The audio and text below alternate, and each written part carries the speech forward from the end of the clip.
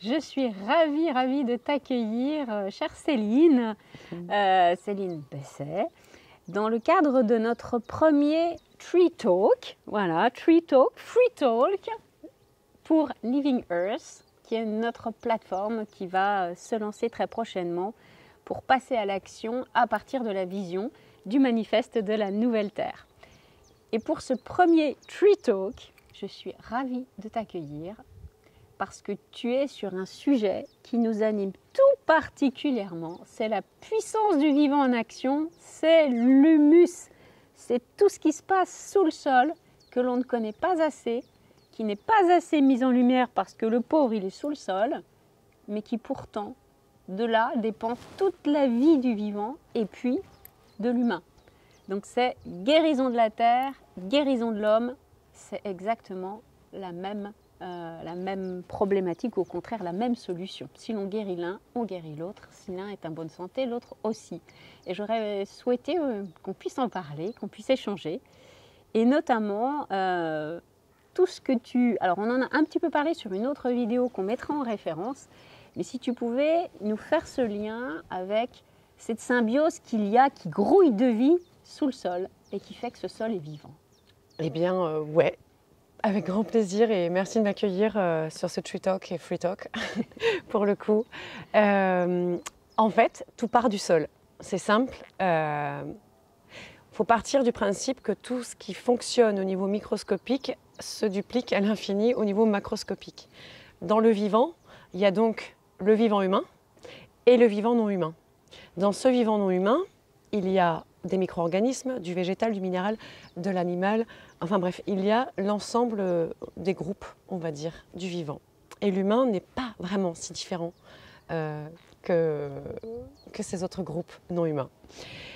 Pourquoi est-ce que tout part du sol? Parce qu'en fait, pendant plusieurs années, ces 60 dernières années, il a été considéré ce sol comme une matière inerte, comme quelque chose qui était juste un médium, sur lequel on mettait des potions chimiques, en tout cas pour ces 60 dernières années. Mais bien avant, il y avait des peuples qui étaient bien au courant de comment est-ce que cette terre, ce sol fonctionne. Alors moi, je l'appelle souvent le microbiote du sol, ou alors je l'appelle endomètre, car il a une dimension qui est profondément féminine, puisque fertilité rime avec fertilité aussi de la femme, et que en gros, c'est souvent quand on explique la sexualité à nos enfants, on va dire « papa plante une graine chez maman ». Maman, c'est la grande terre, et le sol, c'est un endomètre ou un microbiote intestinal dans lequel on va planter des graines pour que ça devienne fertile.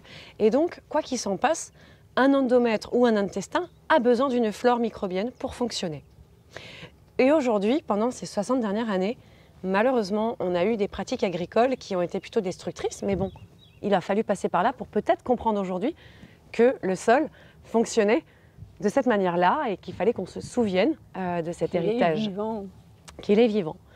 Et donc, dans cette dimension, dans cette manière de comprendre le vivant de manière holistique et biomimétique, c'est-à-dire de comprendre le règlement intérieur du sol, et donc le règlement intérieur de la plante, le règlement intérieur du vivant tout court, eh bien, ça nous permettrait pour moi de pouvoir basculer dans une compréhension globale du vivant et de ne plus être dans une notion d'exploitation du vivant, mais de pouvoir éventuellement produire en régénérant.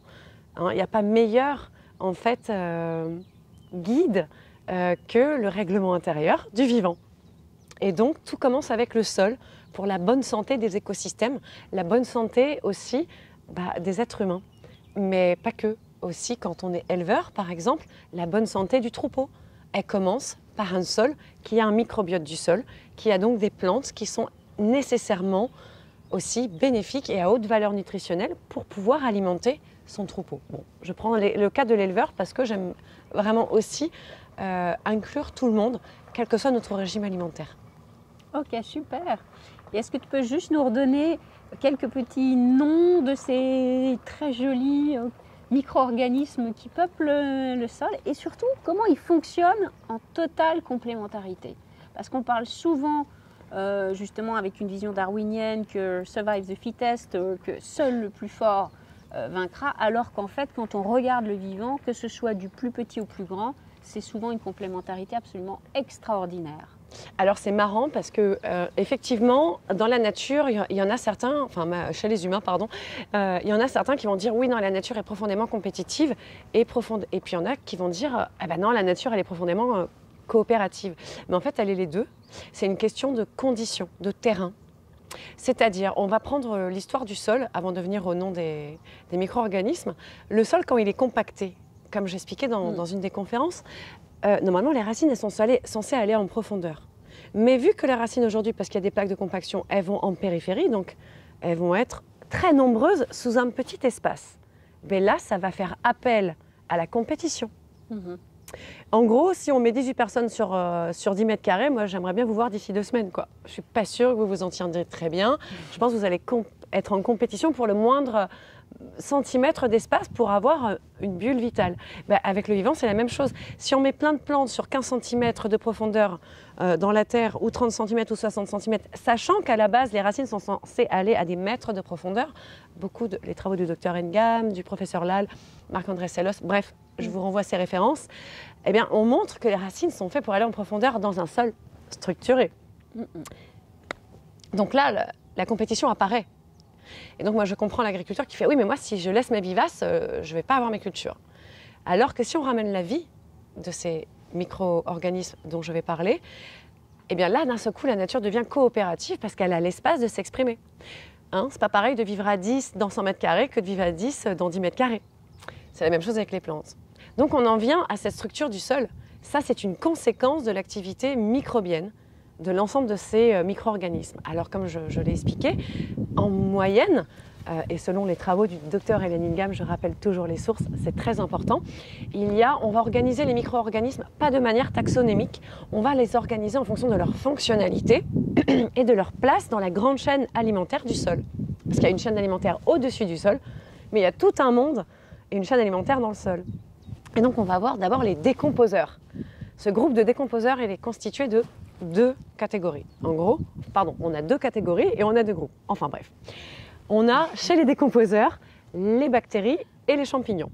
Leur job, c'est de décoller, pour faire très simple, les nutriments des plaques cristallines géologiques en fait du sol, ce qu'on appelle le sable, le limon, l'argile et les différents complexes. Là, je renvoie la balle à mes collègues agronomes. Et donc, ces décomposeurs, ils sont la clé pour pouvoir libérer, on va dire, les nutriments qui sont stockés dans le sol. Il y a une étude de Sparks de 2003 qui a fait des prélèvements, des milliers de prélèvements de sol dans le monde et qui montre qu'il n'y a pas de sol pauvre. Il n'y a que des sols pauvres en microbiologie. Ensuite, il y a les champignons. Eux aussi, leur job, c'est de pouvoir de décoller ces micronutriments, ces nutriments qui sont bénéfiques et qui sont la base alimentaire de la plante. Ensuite, il y a le groupe des prédateurs. Donc, je viens de citer les 2 décomposeurs et il y a environ 3 groupes de prédateurs. Il va d'abord y avoir les protozoaires, ensuite les nématodes et les microarthropodes. Et donc, en fait, ces 2 groupes entretiennent une relation de prédation. Si dans ton sol, tu as des bactéries, des champignons, mais que tu n'as pas de prédateurs, eh bien, tu ne vas pas avoir les nutriments biodisponibles pour les plantes. Parce que si je n'ai pas mon protozoaire qui mange mes 10 000 bactéries par jour, je ne vais pas avoir la déjection du protozoaire qui, elle, va être enrichie de ces nutriments qui ont été extraits par les bactéries et qui sont sous forme maintenant biodisponibles grâce à la déjection du protozoaire. Mais en fait, c'est comme par chez nous, quand on veut par exemple travailler avec un fumier, etc. etc. Et donc en fait, c'est un ensemble de cycles biogéochimiques qui sont localisés dans le sol et qu'il faut réactiver en réactivant ce vivant, c'est-à-dire ce vivant invisible à l'œil, ce vivant qui est en dessous de l'échelle du ver de terre, parce que tout le monde parle du ver de terre, mais en vrai, avant, il y a toute une échelle invisible. Et c'est ces 5 groupes donc, dont je parle, bactéries, champignons, protozoaires, nématodes, microarthropodes, qu'il faut connaître. Génial. Et tout ça, ça va aller nourrir en fait en profondeur, justement, hein, ce que tu disais, en profondeur, la plante qui, elle, va devenir d'une qualité extraordinaire et d'une qualité informationnelle, c'est-à-dire qu'elle va tirer le maximum du sol et après la plante, qu'elle aille pour nourrir des animaux ou pour nourrir des humains, c'est elle qui va en fait après révéler tout son potentiel nutritionnel. Et ce qui est encore extraordinaire chez le végétal, c'est que c'est un génie. Moi, je ne connais pas d'autres organismes vivants qui sait rester les pieds dans l'eau en hiver, sous 49 degrés en plein soleil, et qui sait encore vivre. Je veux dire, moi, je te mets au défi de rester là pendant un mois. C'est un génie végétal, c'est elle qui est, entre guillemets, la leaduse du sol, puisque c'est elle qui va sélectionner par les caractéristiques chimiques de ces exudats, c'est-à-dire qu'est-ce qu'elle va relâcher au niveau des racines, mais il y a aussi des exudats au niveau foliaire, qu'est-ce qu'elle va relâcher comme substance d'échange pour entretenir la population bactérienne. En gros, c'est elle, bactérienne, fongique, etc., la population microbienne, pardon. Et en fait, c'est elle qui choisit, parce qu'elle va être comme une sorte de mama. Elle va dire, bon, bah, toi, la bactérie, tu aimes bien plutôt une nourriture très simplifiée, donc je vais te donner un exudat qui est à base de sucre simple, des oses, par exemple. Mais toi, le champignon, tu aimes la nourriture très complexe, donc des grandes chaînes organisées, donc on va te donner quelque chose de plus carboné, par exemple. Et donc, la plante est capable, en fait, de savoir quel micro-organisme, quelle est la nourriture du micro-organisme, et donc de l'entretenir. Et parfois d'avoir ces échanges symbiotiques qui sont des services écosystémiques à la fin. Donc la plante, c'est un génie végétal qui est en interaction aussi bien dans le sol, mais aussi avec l'air et qui nécessairement va devenir très qualitatif au niveau nutritionnel dès lors qu'elle met en interaction différents micro-organismes qui vont aller chercher et puiser les nutriments dans le sol. Merci de redonner déjà beaucoup de puissance et de place à cette intelligence du vivant et notamment du végétal que l'on sous-estime très souvent. Qu'est-ce que tu pourrais nous dire justement sur le lien entre la santé de la plante et la santé de l'humain ? Il est fondamental. En fait, aujourd'hui, on a vraiment pensé en silo. Il y avait ce truc qui s'appelle le sol, qui est une matière inerte et qui fonctionne de manière mécanique. Nous, les humains, où on est au top du sommet, et le végétal, qui est un truc qu'on bouffe. Alors, j'invite vraiment à reconsidérer cette conception mécanique et de la voir vraiment de manière plutôt organique et symbiotique, car de la santé des sols va dépendre de la santé de notre microbiote intestinal. Donc il y a pas une journaliste mais une nutritionniste qui s'appelle Marie Anderes, avec qui je viens de faire aussi une interview, et Stéphanie Nou, et où on parle justement de la triptyque de ces trois microbiotes, microbiote intestinal, microbiote du sol et microbiote territorial. C'est en interaction constante, c'est en gros comment est-ce qu'on part du microscopique pour arriver à une échelle macroscopique, et la santé unique du vivant, elle va dépendre du sol, de la bonne santé du sol, qui va interférer et interagir sur la bonne santé du végétal, c'est-à-dire de quelle manière mon végétal va être nutritionnel et non pas perfusé aux engrais, et non pas perfusé de manière artificielle, et donc maintenu en vie de manière artificielle.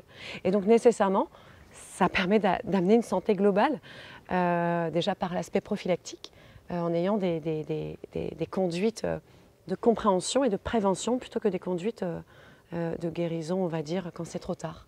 Donc c'est universel en fait ce fonctionnement. Et ceci pourrait expliquer ce qui apparaît dans les dernières études, des chutes drastiques des qualités nutritionnelles, donc informationnelles pour notre corps et l'ensemble de nos cellules, de l'ensemble de la chaîne alimentaire.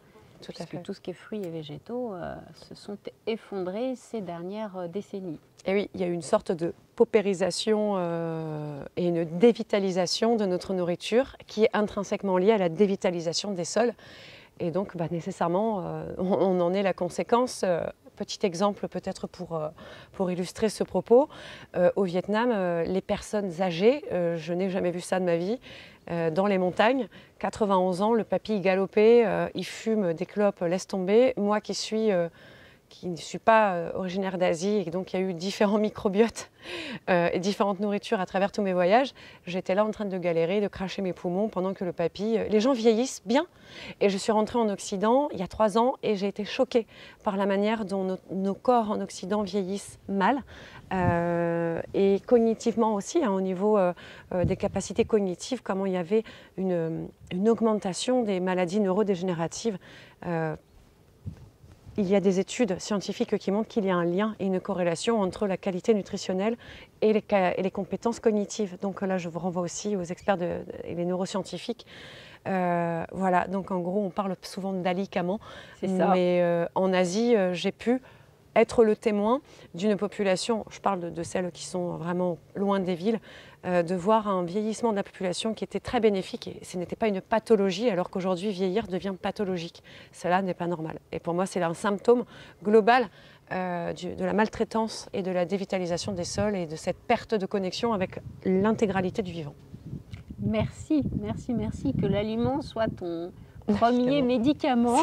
C'est un grand adage. Je crois que là, on l'illustre parfaitement. Et puis, guérir l'humain, guérir la terre, eh bien voilà, c'est itératif parce qu'il faut que l'humain aussi se guérisse de ses besoins de prédation, de domination pour enfin rentrer en symbiose avec l'ensemble du vivant où qu'il se trouve, qu'il soit sous la terre, qu'il soit invisible, et puis aussi voilà toutes ces énergies aussi invisibles qui sont aussi très importantes pour pouvoir assurer ces interactions. Et là, on est aussi avec tous les calendriers lunaires qui sont connus depuis la nuit des temps et depuis tous les peuples autochtones pour permettre aussi ces interactions terre-ciel et la plante qui est au milieu et qui véhicule toutes ces informations-là. Et c'est merveilleux que tu puisses révéler et mettre en lumière ce joli petit monde invisible sous nos pieds. Merci beaucoup pour cette invitation et merci vraiment. Merci.